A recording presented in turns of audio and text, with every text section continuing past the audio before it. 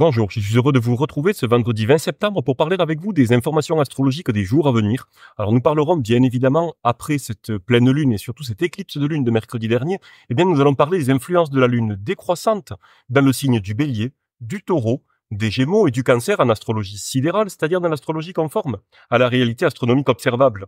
Et vous allez voir comment vous allez pouvoir utiliser ces énergies, ces influences de la lune décroissante pour vous aider à ralentir, faire le point, mais également pour éloigner, diminuer, réduire, voire même mettre un terme à ce qui n'a plus de place dans votre avenir.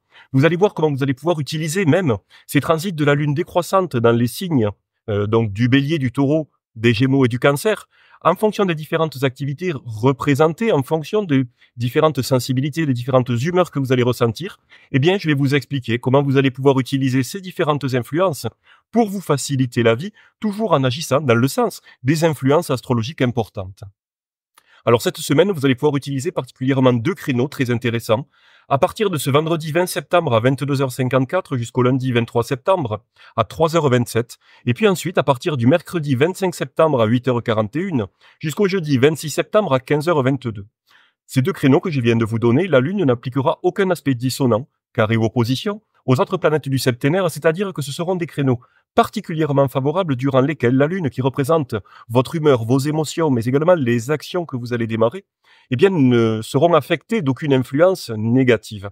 C'est pour cette raison qu'on va voir de quelle manière vous allez pouvoir utiliser la Lune décroissante en Bélier pour passer à l'action et agir, la Lune décroissante en Taureau pour stabiliser, construire, la Lune décroissante encore une fois en Gémeaux pour diversifier, élargir et donner libre cours à votre curiosité pour découvrir de nouvelles choses.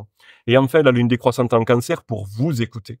Et mettre fin, finalement, à ce qui vous empêche non seulement de vous écouter, mais également d'aller dans le sens de nourrir vos besoins les plus profonds.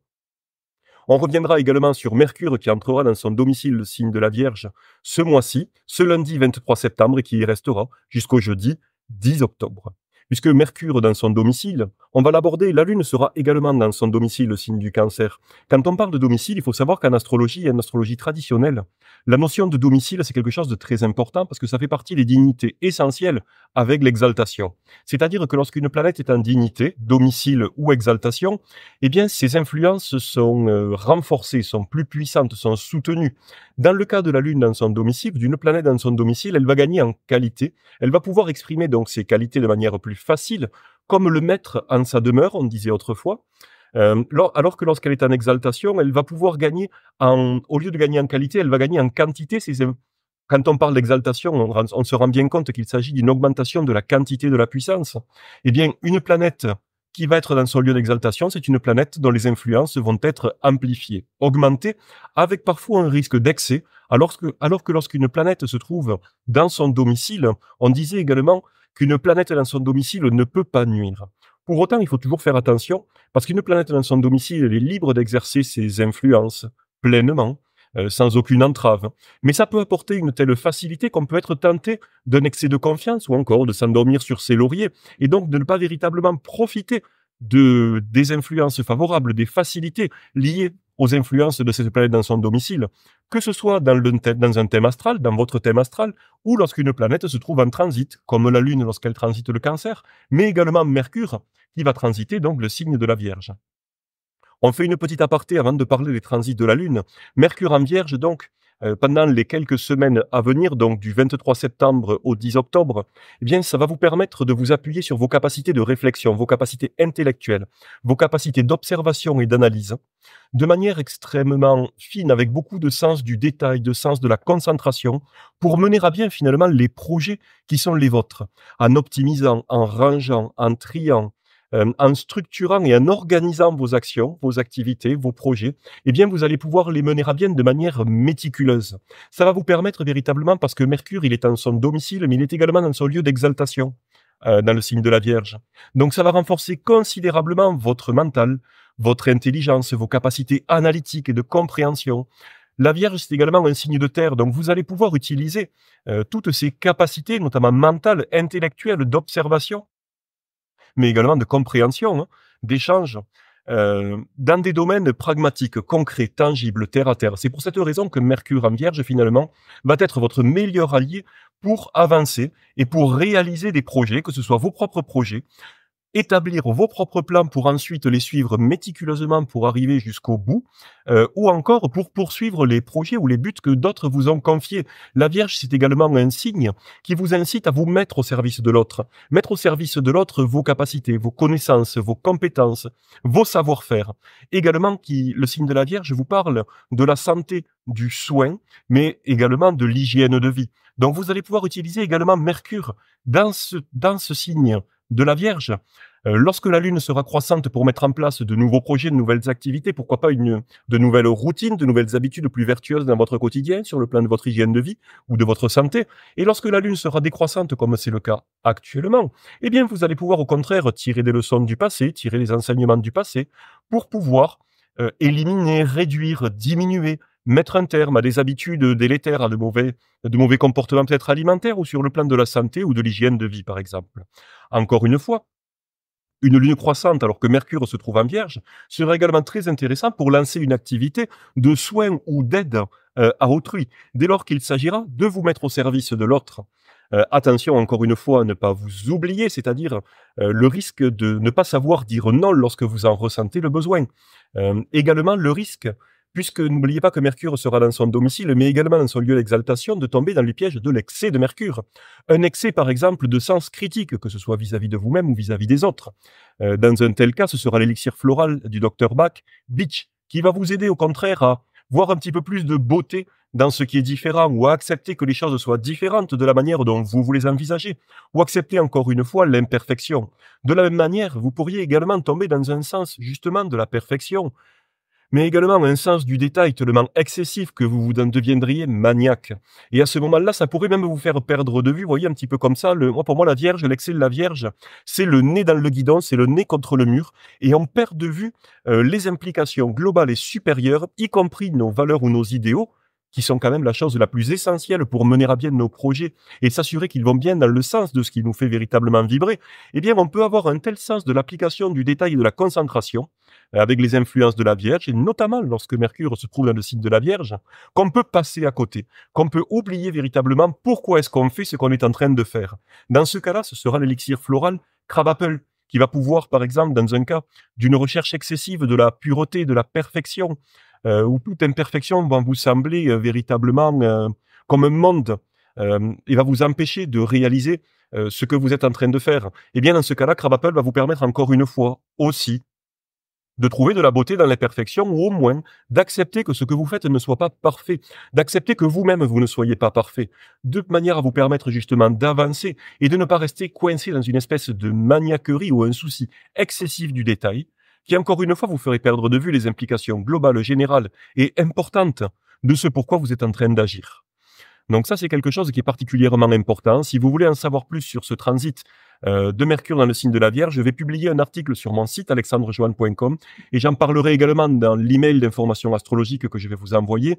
L'inscription est gratuite et vous pouvez également, si ce n'est pas déjà fait, vous inscrire à ma newsletter astrologique que j'envoie tous les lundis matins à 11h et tous les vendredis matins à 11h directement sur mon site, et vous pouvez d'ailleurs trouver le lien en description de cette vidéo. On va maintenant revenir au transit de la Lune. Donc au transit de la Lune dans le signe du Bélier, qui va démarrer ce vendredi 20 septembre à 3h16 du matin et qui s'achèvera dimanche 22 septembre à 4h11. La Lune décroissante en Bélier, elle va vous apporter le dynamisme, le courage, la détermination pour agir par vous-même et pour vous-même. Ça va vous permettre de mettre en place des actions intenses, rapides, j'aime bien dire des actions coup de poing qui vont vous permettre de faire bouger les lignes. Faire bouger les lignes, pourquoi? Attention, pas pour aller de l'avant et créer quelque chose de nouveau. Non, la Lune, elle est en phase décroissante, je vous le disais au début de cette vidéo.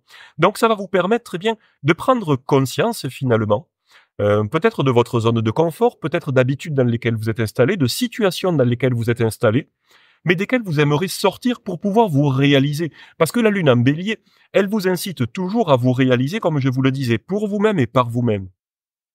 Donc particulièrement important, on sait que souvent il faut du courage pour aller de l'avant. Il faut du courage pour faire des nouvelles choses. Mais il faut également souvent beaucoup de courage pour sortir d'une situation dans laquelle on est.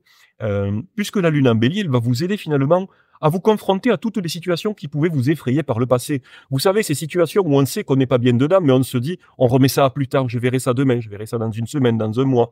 Ou alors, on se dit, oula, j'ai pas la force, j'ai pas le courage d'affronter ça, on va rester comme ça, ce sera très bien. Non. Si vous avez identifié quelque chose qui ne correspond pas à votre réalisation, à votre épanouissement et à vos besoins profonds, eh bien, ça veut dire qu'à un moment donné, lorsque vous vous sentirez capable, notamment lors d'un transit de la Lune en Bélier, eh bien, ça va vous permettre d'agir, de passer à l'action, d'avoir le courage, la combativité, encore une fois, la détermination, la vitalité, le dynamisme, la confiance, d'aller au bout pour amener finalement quelque chose lorsque la Lune est décroissante, qui va vous permettre de réduire, d'éloigner, de bannir, voire même de mettre un terme à une situation qui ne vous convient pas.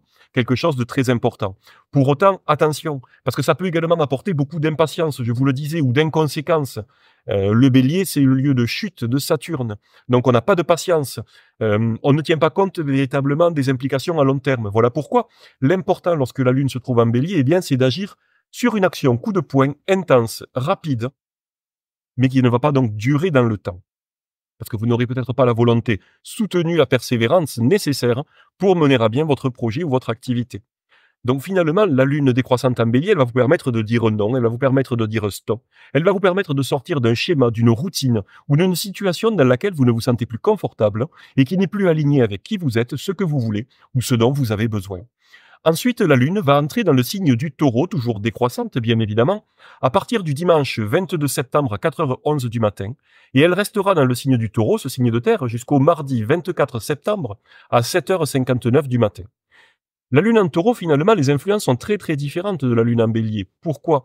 Parce que la Lune en Taureau, elle développe un profond besoin de sécurité, notamment sur le plan matériel et financier.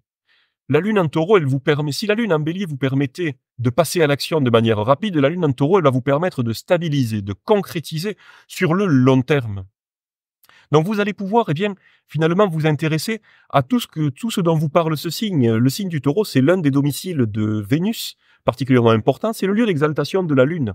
Lieu d'exaltation, donc qui, comme je vous le disais au début de cette vidéo, nous fait courir le risque quand même parfois de vivre et de connaître certains excès. La Lune vous parle des émotions, mais elle vous parle aussi du besoin de sécurité.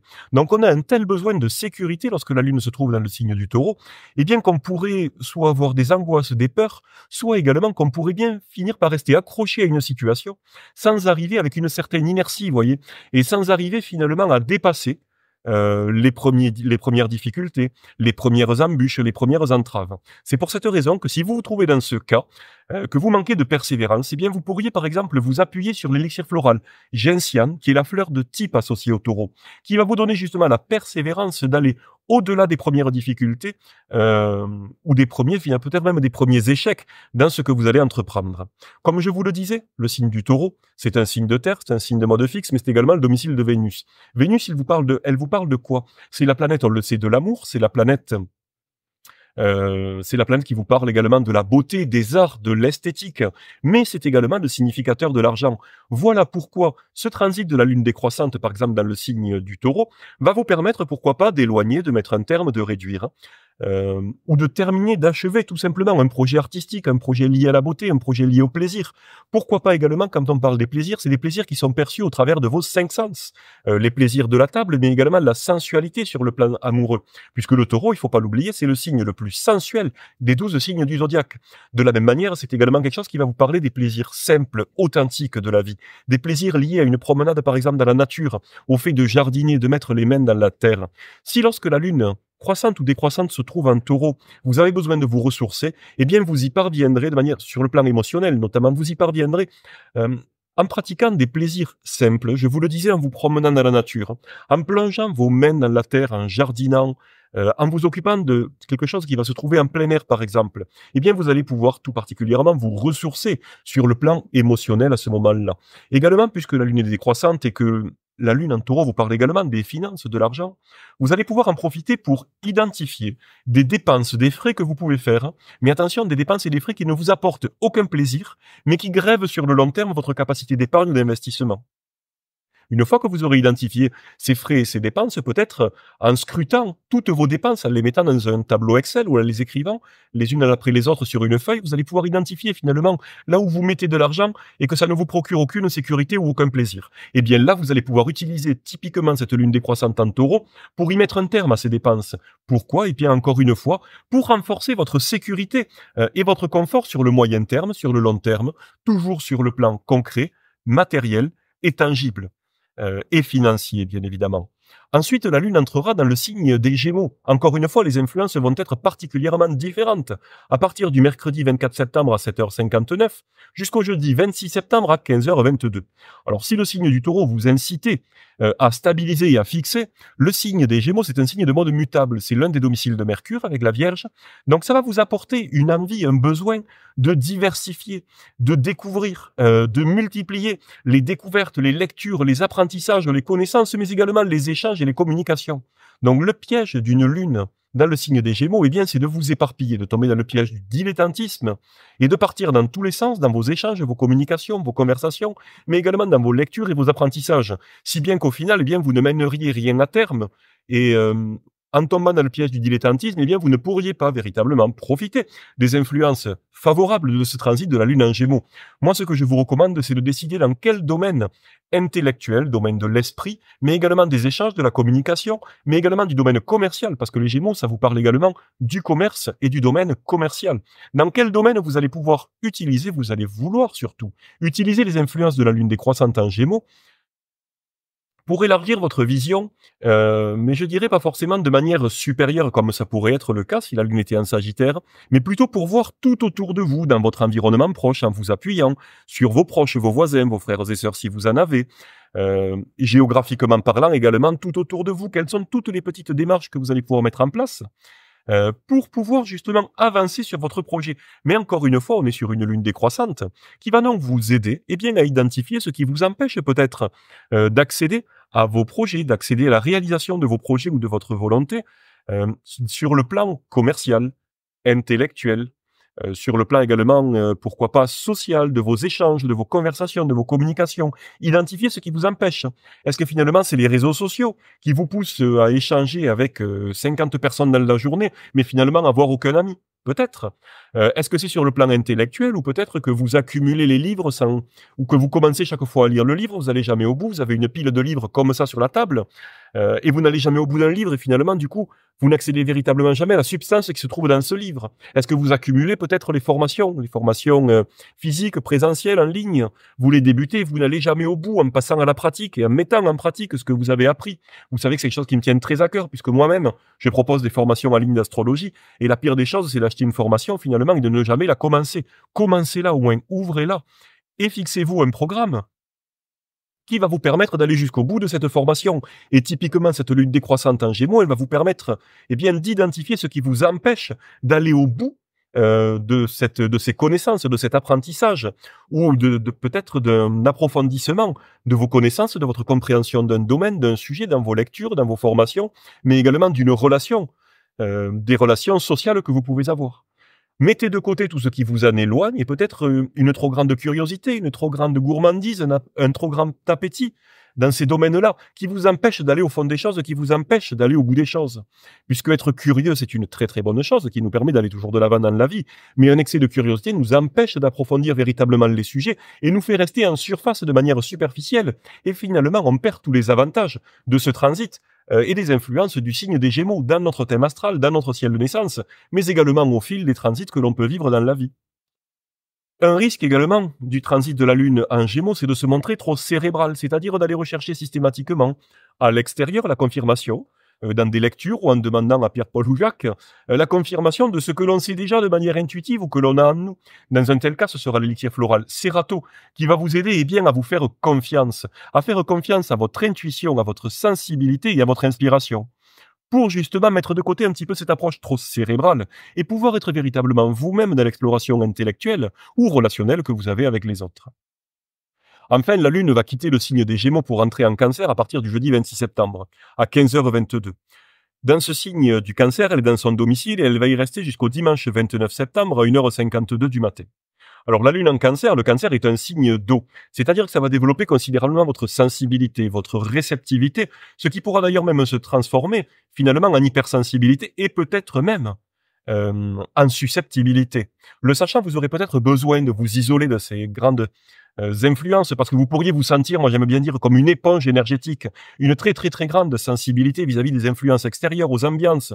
Eh bien dans ce cas, ce sera l'élixir floral Walnut qui va vous aider justement à vous isoler. Walnut, vous le savez, c'est le noyer, la coquille de noix, qui va vous permettre quelque part de vous isoler des influences extérieures astrologiques, mais également des ambiances ou des énergies qui se trouvent autour de vous, pour vous permettre, eh bien, puisque c'est une sensibilité plutôt introvertie, le signe du cancer qui va vous permettre de vous connecter à vos souvenirs, à vos mémoires, à vos émotions, mais également à vos besoins les plus profonds, dont la satisfaction vous permettra de ressentir véritablement un sentiment de plénitude, mais également de sécurité intérieure profonde.